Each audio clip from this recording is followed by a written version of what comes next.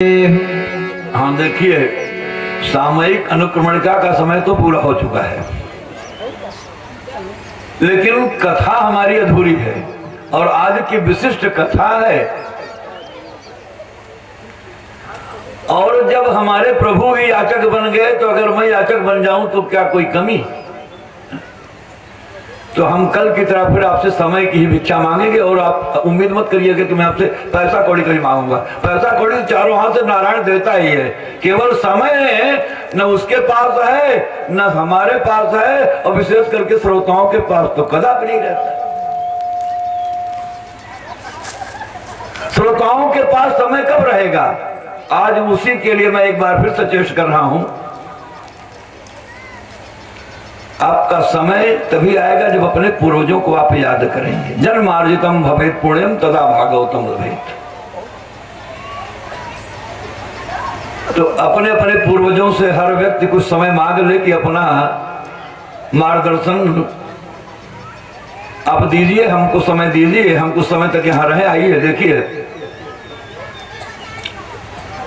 भगवान का प्राकट्य चंद्रवंश में होता है और भगवान चंद्रवंश की कथा भागवत में 3 प्रकार से आई है। हम क्यों इशारा करेंगे, कथा कहने का समय है नहीं। पहला चंद्रमा है, चंद्रमा मनसो जातः तच्चक्षो सूर्यो रजायत श्रोत्राद वायुश्च प्राणश्च मुखाद अग्निरजायत। ये आद्य चंद्रमा। दूसरा चंद्रमा जो भी आपको समुद्र मंथन की कथा बताई गई, अगर माँ लक्ष्मी जगत की माता तो चंदा को लोग मामा बोलते हैं, जगत का मामा है वो।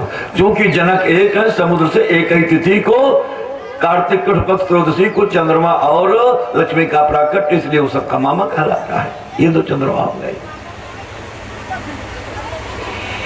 तीसरा चंद्रमा, जिस चंद्रमा के वंशज भगवान आए हैं, ये नारद जी की देन है।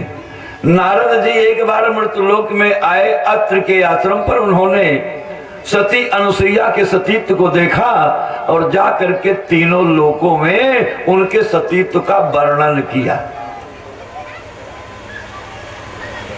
तो रूप की बात तो छोड़ दो, मोहन नारी नारी के रूपा।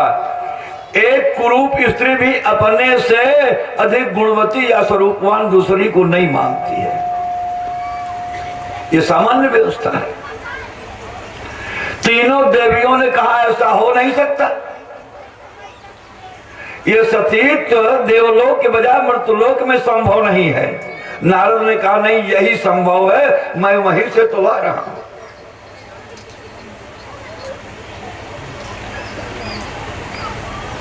तो तीनों ने एक साथ ठान लिया कि अब किसी भी प्रकार से हो वो अनुसुईया के सतीत्व को समाप्त करना है।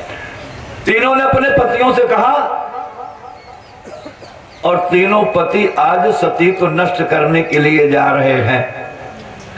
आप सोचो, अगर हमारी भारत की व्यवस्था में सतीत्व है तो भगवान भी नहीं जिला सकता। इंसान की तो बात छोड़ो।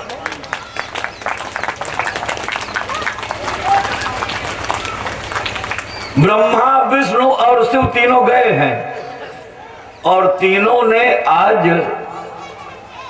मां अनुसुईया से जब बिना बताए गए थे, आज हम लोग चिट्ठी भी गलत छपवा देते हैं। टाइम फिक्स कर लिया, समय फिक्स कर लिया तो कहते हैं हमारे मुख्य अतिथि आ रहे हैं। न तो ज्ञायते यस्य तिथि सतिथि, जिसकी तिथि नहीं मालूम है वो अतिथि है ना, वो तो आपका विशिष्ट मेहमान होना चाहिए।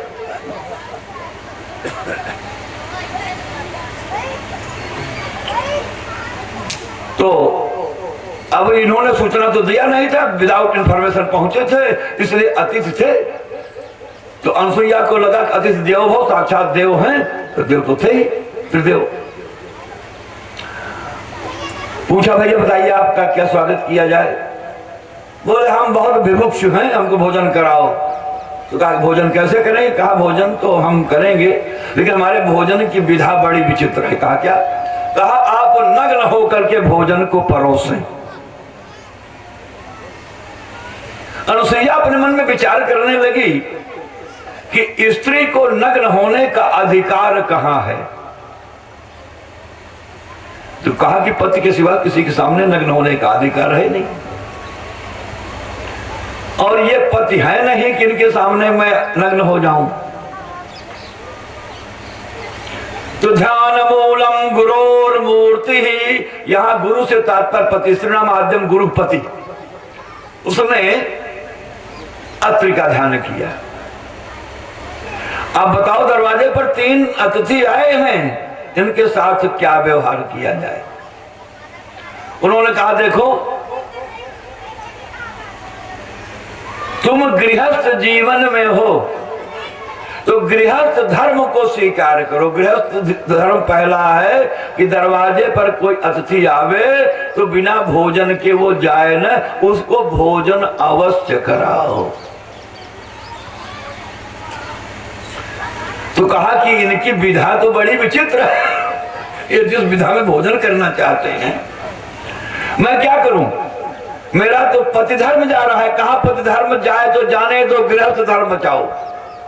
इसी गृहस्थ धर्म में प्रवेश पाने के लिए तुमने पति का वर्ण किया है ना, नहीं तो क्या जरूरत थी? अगर गृहस्थ जीवन के इतर रहती तो पति की आवश्यकता क्या थी? तो पहले गृहस्थ जीवन बचाने के लिए तुम तैयार हो जाओ, फिर मैं तुमको रास्ता बता रहा हूं। कहा क्या? कहा देखो, तुम अपने पतिव्रत का स्मरण करो। यस्य स्मरण मात्रेण जन्म संसार बंधना, जिसके स्मरण मात्र से संसार का बंधन दूर हो सकता है, ऐसे पति, ऐसे परमेश्वर के स्मरण मात्र से जीवन का बंधन अगर समाप्त हो सकता है तो क्या जीवन का संकट नहीं समाप्त हो सकता? आज जैसे ही ध्यान किया, उन्होंने कहा देखो, तीनों को नवजात शिशु बना दो। तीनों नवजात शिशु बन गए तो जो ब्रह्मा थे, ब्रह्मा के अंश से चंद्रमा पैदा हुए। इन्हीं चंद्रवंश में इन्होंने इला से विवाह किया था, और इला से, अरे अभी तो बहुत हम दूर हैं, अभी आप 10 मिनट का समय दो।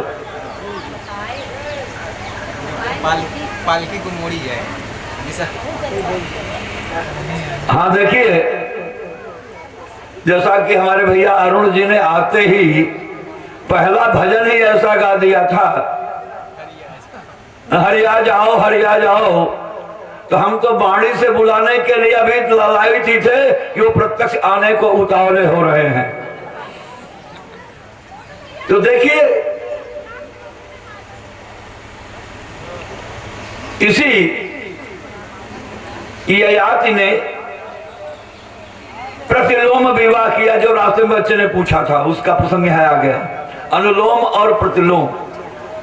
अनुलोम उसको कहते हैं कि अगर ब्राह्मण का विवाह न हो तो क्षत्रिय की कन्या अथवा वैश्य की कन्या या शूद्र की कन्या से विवाह कर ले, इसे अनुलोम कहा जाता है।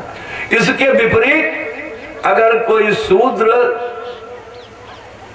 वैश्य की कन्या से या क्षत्रिय की कन्या से या ब्राह्मणी की, जैसे आरोह और अवरोह है, इसी क्रम की बात है। तो अब देवयानी और शर्मिष्ठा ये दोनों सखी थी, और दैववशात एक दिन देवयानी और शर्मिष्ठा एक जलाशय में स्नान कर रही थी, राज सरोवर में। इसीलिए हमारे शास्त्रों ने कहा कि सहसा विदित न क्रियाम, कोई काम अचानक नहीं करना चाहिए। तो नारद जी आ रहे थे, नारद जी को देख करके भयाक्रांत दोनों ने दौड़ करके अपना अपना वस्त्र पहनना चाहा। शर्मिष्ठा ने देवयानी का वस्त्र पहन लिया, तो देवयानी ब्राह्मण कन्या थी, शर्मिष्ठा का वस्त्र न पहनी, और देवयानी ने शर्मिष्ठा को कुत्ती कह दिया। इतना बोला क्योंकि कुत्ते दूषित वस्तु का प्रयोग करते हैं, उनके जूठा और सफाई का विशेष ध्यान नहीं रखता। इसी का जब उसने उसका प्रयोग किया तो प्रतिवार में उसने उसको भिक्षुणी कह दिया कि मेरे पिता के आश्रय में तुम्हारा पिता रहता है, अगर वो भोजन नहीं दे तुम्हारा भोजन हो। यहीं से विवाद बढ़ गया और अंत में ले जाकर के उसको देवयानी को शर्मिष्ठा ने कुएं में डाल दिया। राजा ययाति जल की आकांक्षा से उसी कुएं में अपना रस्सी और जलपात्र डाल दिए और वो डूब रहे थे, उसी को पकड़ लिया। अब जब पकड़ लिया तो जब निकालने लगे तो पानी हो तो जल्दी निकल जाओ, तो ज्यादा वजनी था, उसमें झांके देखे तो नंग थी, उन्होंने अपना उत्तरी उस पर डाल दिया। उसने निकालने का आवेदन जब किया तो निकाल लिया उसको।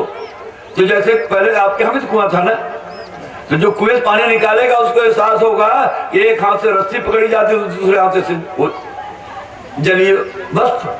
तो आज रस्सी को एक हाथ से पकड़े हुए दाहिने हाथ से उस देवयानी को पकड़ करके जब बाहर किया कुएं के, तो देवयानी ने कहा कि आप मेरे पति। कैसे पति? पाणी ग्रहीता। पाणी माने हाथ, पकड़ना माने ग्रहण करना। तो ययाति ने कहा कि देखो मैंने तुमको जाना नहीं, तुम कौन हो, पहले अपना परिचय तो बताओ। तो उसने कहा कि मैं शुक्राचार्य की कन्या देवयानी हूं और मैं श्रापित हूं। कच ने मुझको श्राप दिया क्योंकि कच आया था पढ़ने के लिए मेरे पिताजी के पास, उसके सौंदर्य को देख करके मैं आकृष्ट हो गई थी। मैंने उससे रतिदान मांगा, उसने गुरु कन्या के नाते बहन मान करके मुझको इससे वंचित कर दिया और मैं आवेश में आकर के उसको अपने पिता की दी गई शिक्षा से वंचित कर दिया कि जाओ हमारे पिता की शिक्षा तुम्हारे काम नहीं आएगी। उसने भी हमको अपने ब्राह्मण पर श्राप दे दिया कि जाओ तुम्हारा कोई ब्राह्मण वर्ण नहीं करेगा। तो मुझे जब ब्राह्मणेतर ही जाना है तो पति में जो योग्यता होनी चाहिए, पति की पहली योग्यता है पत्नी की लज्जा की रक्षा करना। और द्रौपदी ने यही तो कहा था कि पति की कीमत ये क्या जानेंगे पत्नी की, कि जो मेहरी की कीमत का जनी है, मछली के मारे मिली मेहरा। तो इस प्रकार से अब जब देवयानी श्रापित थी तो उसने कहा कि इस तरह से मेरी व्यवस्था है। तो उन्होंने कहा ठीक है, जो व्यवस्था है उसको मैं स्वीकार करता हूं, लेकिन हम इस गंधर्व विवाह को स्वीकार नहीं करेंगे। तुम चलो पिता के यहाँ और हमारा तुम्हारा आर्य मर्यादा के अनुसार विवाह होगा। तो देवयानी का और ययाति का विवाह हुआ। जब विदाई हुई तो संड और अमर जब पहुंचाने के लिए चले तो देखा तो उसको लगा कि यह ब्राह्मण नहीं है। तो पिताजी से पूछा कि बताओ कि आपने ये गलत काम क्यों किया, ये बहन का विवाह ब्राह्मणेतर क्यों हो रहा है। तो उन्होंने उसको बताया कि देखो ऐसी ऐसी स्थिति है। तो कहा कि अगर ये मनोजार कर्मा है तो ऐसी बहन को पहुंचाना उचित नहीं है। और वो लोग छोड़ दिए। देवयानी के साथ शर्मिष्ठा भी आई। और शर्मिष्ठा क्यों आई जानते हैं? जब वो वहां गई थी और शुक्राचार्य जी नाराज होकर के देवयानी की बात को मान करके उनका राज्य छोड़ करके आ रहे थे, तो बृहस्पति को बड़ा भय हुआ कि देवराज इंद्र से कोप करके जब बृहस्पति चले गए थे तो उसका परिणाम उनको भोगना पड़ा। तो अगर कहीं शुक्राचार्य जी चले गए तो मेरा भी राज्य नष्ट हो जाएगा। इसलिए वो शुक्राचार्य जी के चरणों में गिर करके अपने राज्य की भिक्षा मांगने लगे। उन्होंने कहा कि आपके राज्य को बचाने के लिए मेरी लड़की से याचना करनी पड़ेगी। जब वो गई तो उसने उसी शर्त में उसको दासी के रूप में मांगा कि हमारा जहां विवाह हो ये दासी बन के चले। अब वो रानी बन के आई, वो दासी बन के आई, तो है तो राजकुमारी ही ने। कुछ दिन बीता अंत में तो कहते हैं खैर खून खांसी खुशी और मदिरा का पान और रही मन दावे ना दबे जाने सकल जहान। देवयानी तो चला आई शुक्राचार्य जी के यहाँ। और यहाँ क्या हुआ कि उससे जो है राजा का संयोग हो गया।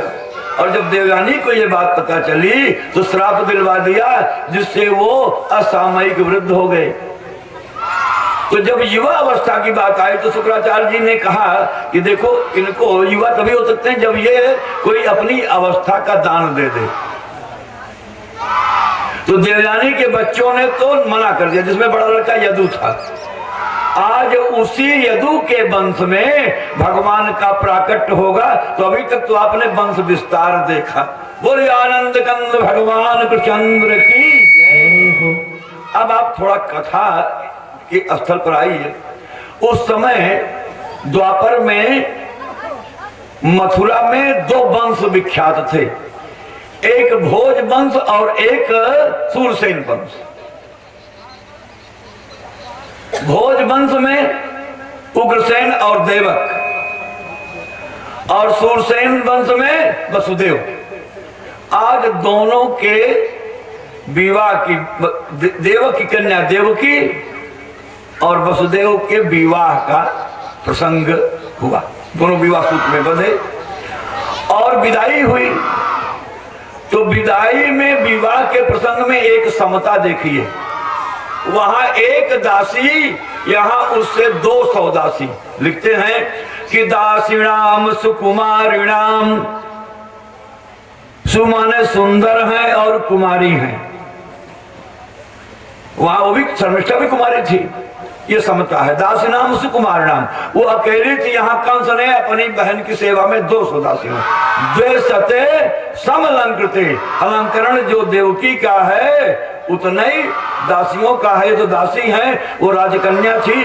वो खुद निर्णय ले कि अगर देवयानी को अलंकृत करके भेज रहा है गुरु की कन्या को, तो क्या अपनी कन्या को वो दरिद्रता के रूप में भेजेगा? वो भी तो देव कन्या के साथ राजकुमारी के रूप में आई, भले दासी का काम करे। इसी प्रकार से विवाह के बाद जब विदाई हुई, देखिए अतिशय स्नेह में व्यक्ति भाव विभोर होकर के क्या करना चाहिए क्या नहीं करना चाहिए भूल जाता है। जहां कंस राजकुमार था, राजकुमार की मर्यादा को भूल गए। आज बागडोर को लेकर के रथ की अपनी बहन को अतिशय रावण के स्नेह प्रेम में पहुंचाने के लिए जा रहा है। देवताओं ने सोचा ये इनके वंशज में तो भाई बहन को पहुंचाते नहीं है, ये जात के विवाह में संड और अमर्क नहीं पहुंचाया, तो अब ये कंस कैसे पहुंचाएगा? आकाशवाणी हुई कि देवक्यायष्ट में गर्भे और मृत्युर्तो विहता अबुध। बुध वंश में भगवान पैदा हो रहे हैं, इसलिए अबुध कहा कि तुम उनसे विरोध करोगे। एक अर्थ और, अबुध माने मूर्ख। ऐ मूर्ख, देवकी के 8वें गर्भ से तुम्हारी मृत्यु होगी। ये आकाशवाणी हुई। मृत्यु सबकी होगी, चाहे देवकी के 8वें गर्भ से हो चाहे सामान्य मृत्यु हो, मृत्यु होगी। इसलिए मृत्यु से नहीं घबराना चाहिए, भागवत यही सिखाती है। मृत्यु को परीक्षित ने स्वीकार किया, नाम अमर कर गया। और कंस ने मित्र को अविस्वार किया, तो केवल एक बार दो बार, आप जब तक कंस मारा नहीं गया तभी तक उसका नाम लेते हैं, उसके बाद कोई नाम नहीं लेता। कंस जब सुना तो वसुदेव और देवकी के रथ को रोक करके खंगन गृहीत कचे ग्रहित, एक हाथ से झूठी पकड़ करके बहन को तलवार निकाल करके मारने के लिए उद्यत हुआ। वसुदेव को अपने पूर्वजों की याद आई कि मैं ययाति वंश में हूँ। ययाति ने विवाह नहीं हुआ था, पाणी ग्रहण भी नहीं हुआ था, और लज्जा रखने के लिए अपना उत्तरी गमछा कुएं फेंक दिया था।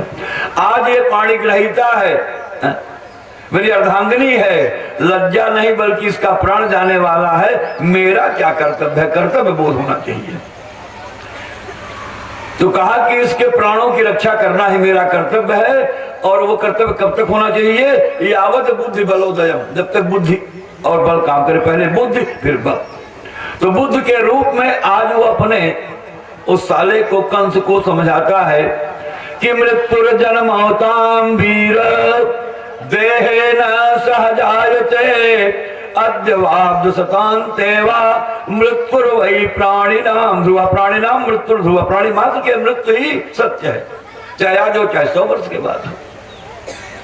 नहीं माना तो उसको दान, तो सोचा दान दे क्या, ये तो स्वयं राजकुमार है और दान हमको दिया अपनी बहन का, तो हम क्या दें? तो कहा कि इसकी परिस्थितियों से निवारण ही दान है। कहा देवकी का 8वां गर्भ तो बहुत दूर, मैं प्रतिज्ञा करता हूं हर गर्भ तुमको ला करके दे दूंगा। तो होनहार हृदय बसे, भूल जाय सब शुद्धि, और जैसी हो तव्यता वैसी उपजय बुद्धि। और वसुदेव और देवकी को कंस ने छोड़ दिया और चला आया। एक बच्चा पैदा हुआ और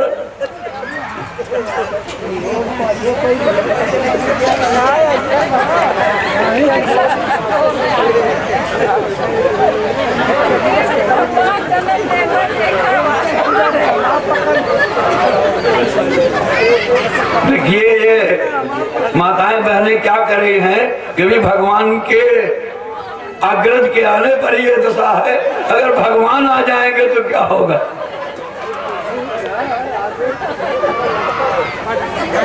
तो कहते हैं कि मकार्यम कदर्याणाम, काम करने वालों के लिए कोई काम असंभव नहीं है। नेपोलियन कहता था कि impossible is the word found in the fool dictionary. जो काम करने वाले हैं, कौन उस काज कठिन जग माहे जो नहीं होता तुम पाएंगे। बच्चे को लिए और कंस ले जाकर के कंस को दिया, और वसुदेव जी ने ले जाकर के कंस को जब दिया, जब बच्चे को देखा तो कहा प्रतियात कुमारो अयम, इस लड़के को लेके जाओ। अब वसुदेव जी वही दशा जो राम की थी कि राजगद्दी की घोषणा हुई तो कोई हर्ष नहीं, और वनवास का घोषणा हुआ तो कोई विषाद नहीं, वैसे जब लड़के को लेके आए कोई दुख नहीं। कंस ने कहा लेके जाओ तो कोई हर्ष नहीं। क्यों कि अव्यवस्थित चित्ता नाम प्रसादों की भयंकरा का चित्त तो इसका व्यवस्थित है, अभी दिया फिर मंगवाने ले जी, कौन भरोसा। और हुआ वही, नारद जी आए।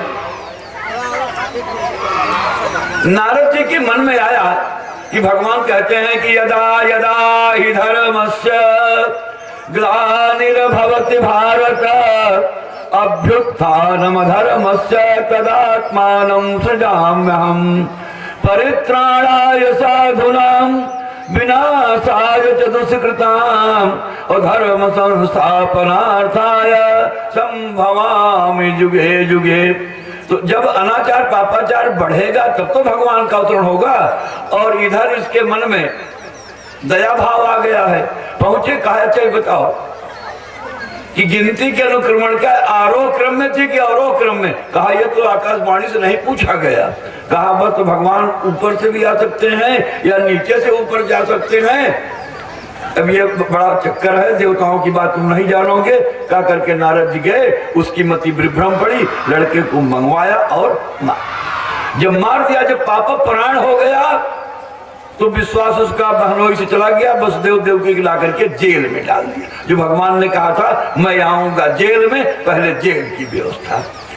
5 बच्चे आए, 5 का हर्ष वही हुआ जो पहले का हुआ था।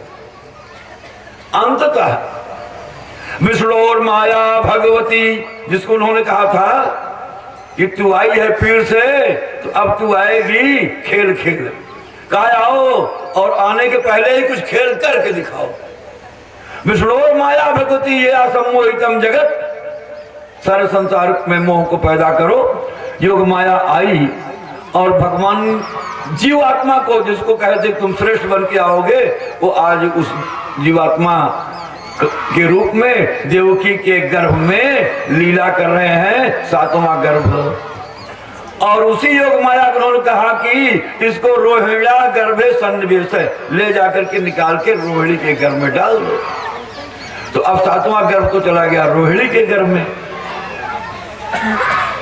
रोहिणी भी वसुदेव की ही पत्नी है जो इन विषम परिस्थितियों में नंद के यहाँ रहती थी। अंततः जब जन श्रमित ये बात आई कि देवकी का 7वां गर्भ श्रमित हो गया, कंस को बड़ा आनंद आया कि मेरे इस कुकृत्य से मेरी बहन इतना भयाक्रांत है कि 8वां गर्भ धारण नहीं करेगी।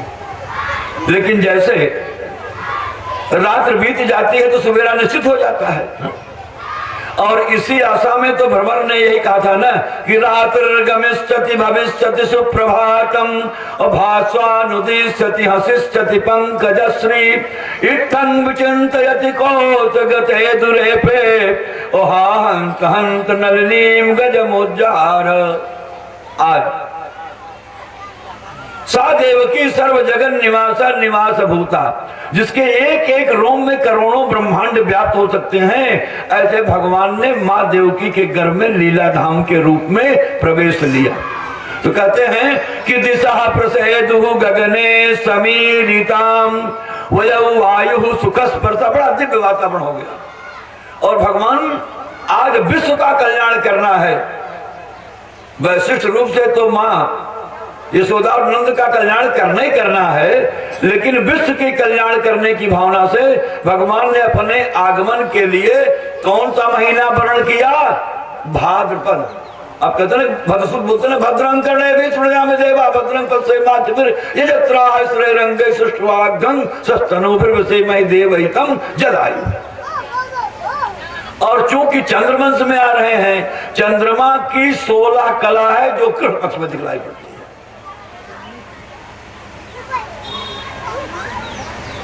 और चंद्रमा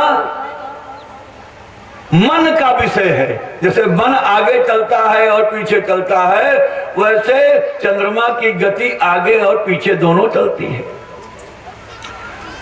तो आज भगवान मानस या त्रेता का अवतरण और द्वापर का अवतरण की एक दो झांकी आपको, बाकी कल कथा बताएंगे, समय ज्यादा हो गया है। देखिए आज आपका मध्य दिवस है ना, 7वां दिन माने मध्य दिवस, 7 दिन कथा होगी आपकी। त्रेता में भगवान मध्य दिवस अति शीतल घामा, वहां भी मध्य था। आज भी मध्य दिवस में ही आप कथा हो रही है, चौथे दिन। लेकिन वहां दिन में, दोपहर में, यहाँ निशीथे तमउद भूते, निशीथ माने आधी रात को, तम माने अंधकार उदय हो जाने पर, घोर अंधकार था। निशीथे तमउद भूते जायमाने जनार्दने, भगवान के प्राकट्य के समय प्राक दिश इंद्रयो पुष्कला, जैसे पूरब में पुष्कल चंद्रमा का उदय हो जाता है, चंद्रमा की, उसी भांति भगवान का प्राकट्य आज जेल में हो गया। तो उनका रूप कैसा है? महार्य वैदूर्य किरीट कुंडला तुषा परिस्वक्त सहस्र कौस्तुभम